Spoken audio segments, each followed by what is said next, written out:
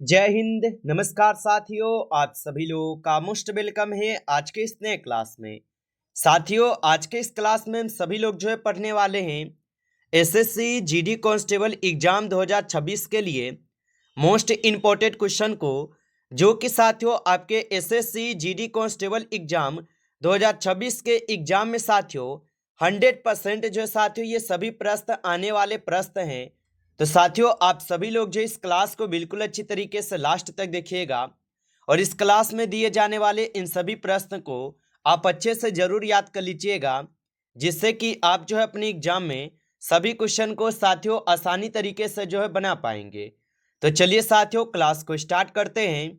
उनसे पहले यदि आप इस चैनल पे पहली बार जुड़ रहे हैं तो साथियों आप जो है इस चैनल को सब्सक्राइब कर लीजिए और सब्सक्राइब करके साथियों आप ऑल नोटिफिकेशन को ऑल पे दबा के जुड़ जाइए, जिससे कि जब भी कोई नई क्लास हो सबसे पहले क्लास का नोटिफिकेशन आपके पास जो है साथियों पहुंच सके। तो आप इस चैनल को सब्सक्राइब कर लीजिए, साथ ही साथ आप जो है इस क्लास को भी साथियों लाइक जरूर कर लीजिएगा। तो चलिए क्लास को स्टार्ट करते हैं और देखिएगा साथियों क्वेश्चन क्या दिया गया है। साथियों क्वेश्चन दिया गया है कि किस सदन के बहुमत से बहुमत प्रस्ताव पास होने पर मंत्री परिषद को साथियों त्याग पत्र देना पड़ता है। चलिए बताएंगे साथियों, ये सभी क्वेश्चन जो है साथियों काफी इंपॉर्टेंट और सिलेक्टेड क्वेश्चन है, जो कि आपके पेपर में साथियों 100% ये सभी प्रश्न साथियों पूछे जाएंगे। और साथियों आप लोग का जो ये पेपर है ये साथियों 23 फरवरी से आप लोग का जो ये पेपर है साथियों स्टार्ट हो रहा है। तो आप लोग अच्छे से देखिए क्लास को और इन सभी प्रश्न को साथियों याद कर लीजिएगा। और बताइए साथियों कि किस सदन के बहुमत से बहुमत प्रस्ताव पास होने पर मंत्री परिषद को साथियों त्याग पत्र देना पड़ता है। तो याद रखेंगे साथियों लोकसभा के, ऑप्शन ए यहाँ पे आपका सही जवाब है, लोकसभा के होगा। अगला प्रश्न साथियों कि निम्नलिखित में से किस समिति के आधार पर भारतीय संविधान में मूल कर्तव्य साथियों शामिल किए गए। बताइए साथियों कि निम्नलिखित में से किस समिति के आधार पर भारतीय संविधान में मूल कर्तव्य शामिल किए गए। तो याद रखेंगे साथियों ये शामिल किए गए थे स्वर्ण सिंह समिति की सिफारिश पर। ऑप्शन यहाँ पे आप लोग का जो है सी सही जवाब है साथियों, स्वर्ण सिंह समिति की सिफारिश पर। अगला प्रश्न साथियों कि संविधान के अंतर्गत उच्चतम न्यायालय से विधि के प्रश्न पर साथियों सलाह लेने का अधिकार किसको है। बताइए साथियों कि संविधान के अंतर्गत उच्चतम न्यायालय से विधि के प्रश्न पर सलाह लेने का अधिकार किसको है। तो याद रखेंगे साथियों ये अधिकार जो है केवल और केवल राष्ट्रपति को दी गई है। ऑप्शन ए सही जवाब है साथियों, केवल राष्ट्रपति को यह अधिकार है। अगला प्रश्न यहाँ पे साथियों आपका कि भारत के मुख्य निर्वाचन आयुक्त का कार्यकाल क्या है।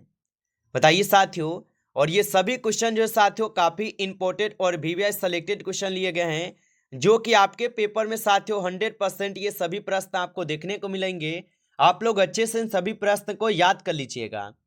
और बताइए साथियों कि भारत के मुख्य निर्वाचन आयुक्त का कार्यकाल क्या है। तो याद रखेंगे साथियों इनका कार्यकाल जो है 6 वर्ष या 65 वर्ष की आयु तक जो भी पहले हो। ऑप्शन यहाँ पे आप लोग का सी सही जवाब है साथियों, याद रखेंगे। अगला प्रश्न साथियों कि विश्व का सबसे बड़ा नदी द्वीप किस राज्य में स्थित है। बताइए साथियों कि विश्व का सबसे बड़ा नदी द्वीप किस राज्य में स्थित है।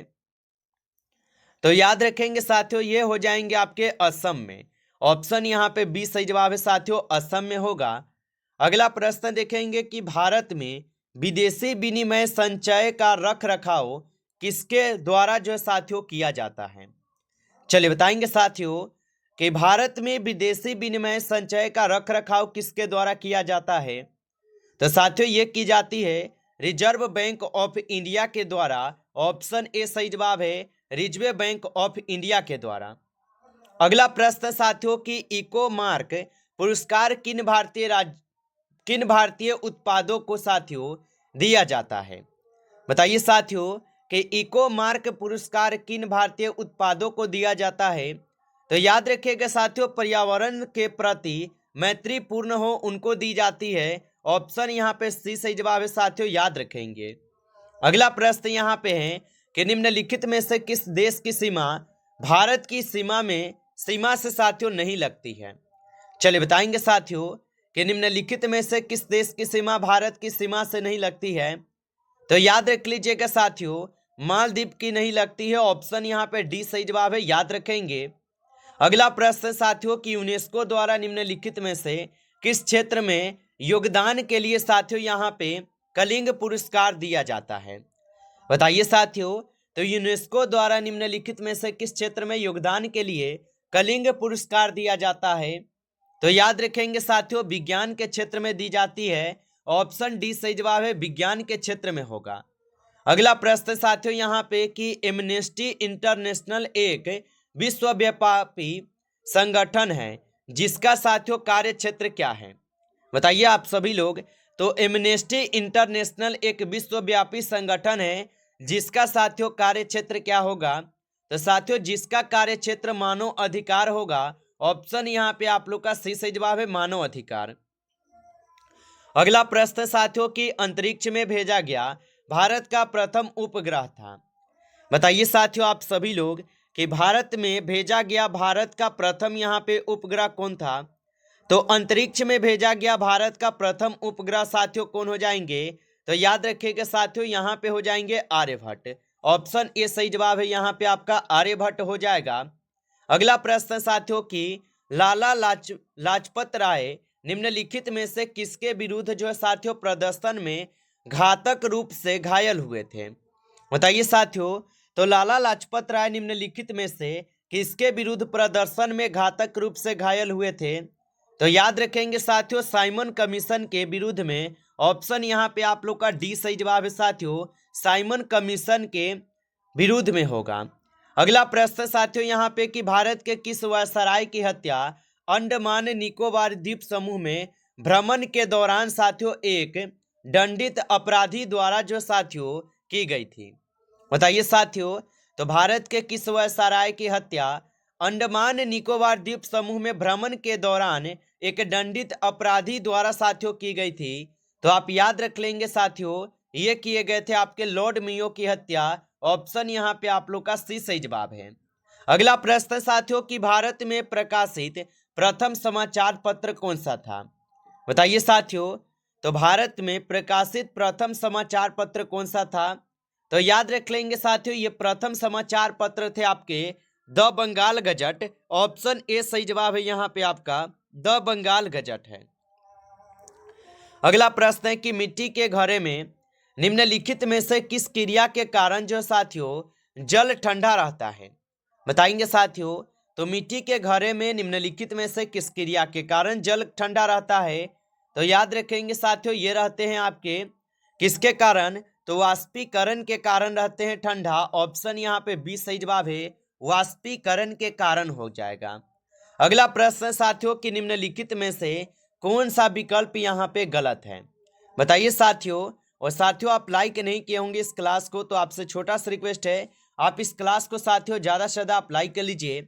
नए जुड़े हैं चैनल पे तो आप इस चैनल को जो है साथियों सब्सक्राइब करके आप ऑल नोटिफिकेशन को ऑल पे दबा के जुड़ जाइए, जिससे कि जब भी कोई नई क्लास हो सबसे पहले क्लास का नोटिफिकेशन आपके पास जो है साथियों पहुंच सके।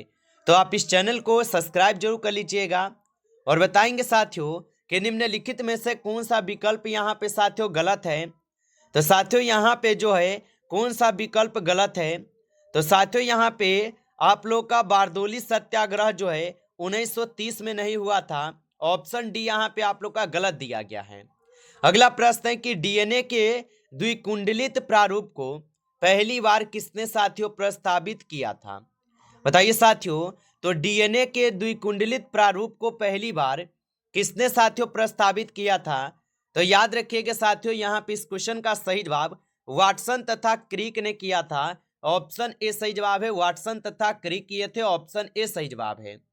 अगला प्रश्न है कि डेंगू बुखार में मानव शरीर में निम्नलिखित में से किसकी जो है साथियों कमी हो जाती है।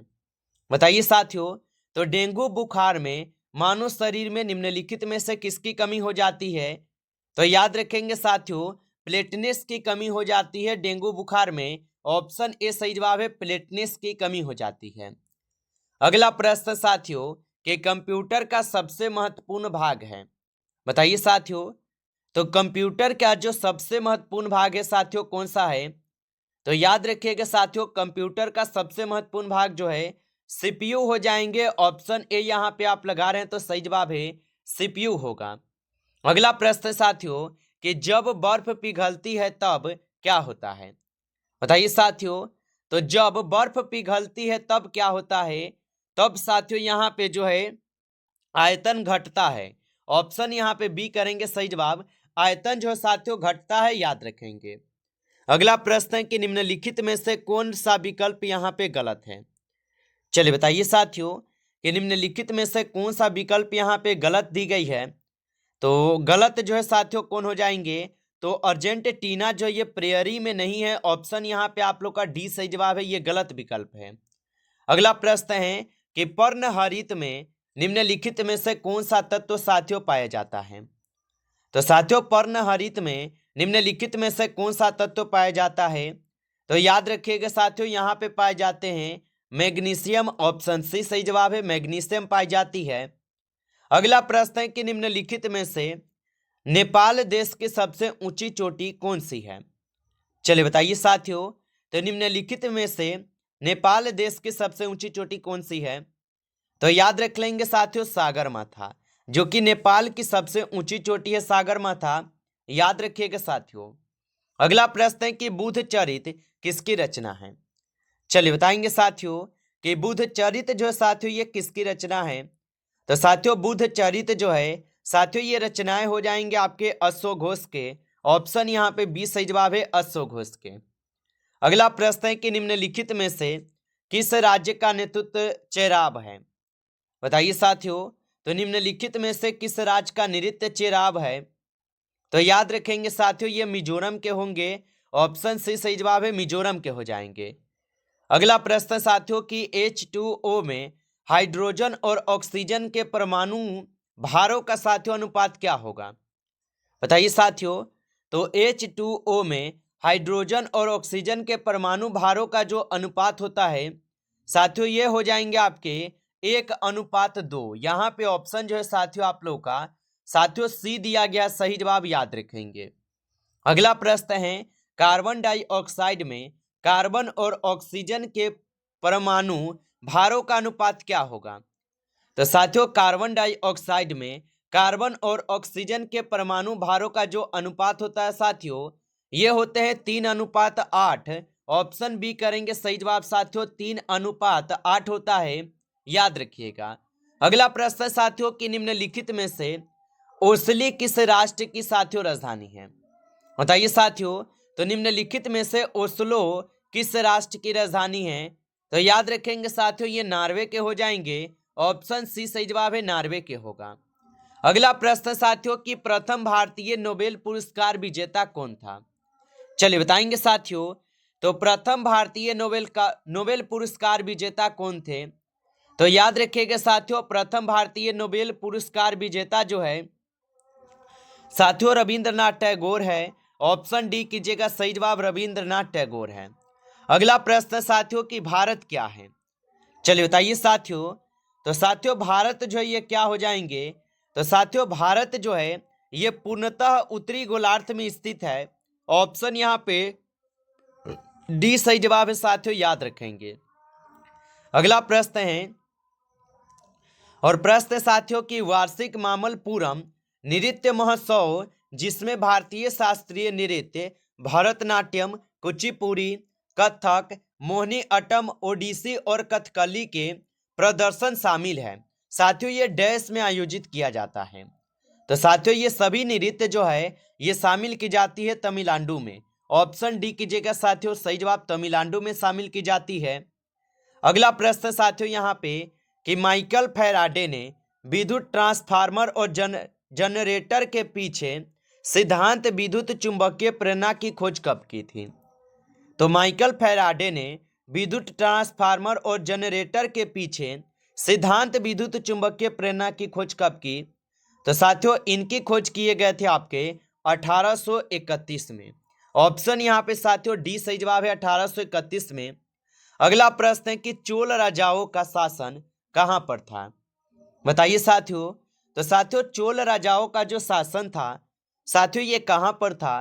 तो साथियों चोल राजाओं का जो शासन था साथियों ये शासन हो जाएंगे आपके तमिलनाडु में। ऑप्शन ए सही जवाब है, तमिलनाडु में होगा, याद रखिएगा। अगला प्रश्न साथियों कि कृष्णदेव राय द्वारा रचित अमुक्त मर्यादा जो साथियों ये किस भाषा का ग्रंथ है? चलिए बताइए साथियों।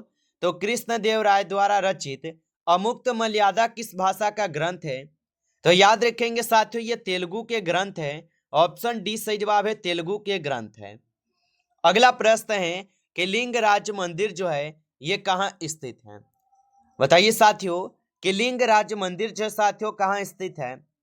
तो साथियों लिंगराज मंदिर जो है ये भुवनेश्वर में स्थित है। ऑप्शन ए सही जवाब है साथियों, भुवनेश्वर में स्थित है। अच्छे से आप इनको याद रखेंगे। नमस्कार साथियों, इस क्लास में जो है टॉप 35 क्वेश्चन थे जो कि काफी इंपॉर्टेंट और सिलेक्टेड क्वेश्चन थे ये सभी क्वेश्चन। साथियों यदि आपको क्लास अच्छा लगा हो तो आप जो है साथियों इस क्लास को लाइक कर लीजिए। नए जुड़े हैं चैनल पे तो आप इस चैनल को भी सब्सक्राइब करके ऑल नोटिफिकेशन को ऑल पे दबा के जुड़ जाइए, जिससे कि जब भी कोई नई क्लास हो सबसे पहले क्लास का नोटिफिकेशन आपके पास जो है साथियों पहुंच सके। तो आप इस चैनल को सब्सक्राइब कर लीजिए। चलिए फिर मिलते हैं आपसे नेक्स्ट टॉपिक के साथ नेक्स्ट क्लास में। तब तक के लिए जय हिंद, जय भारत।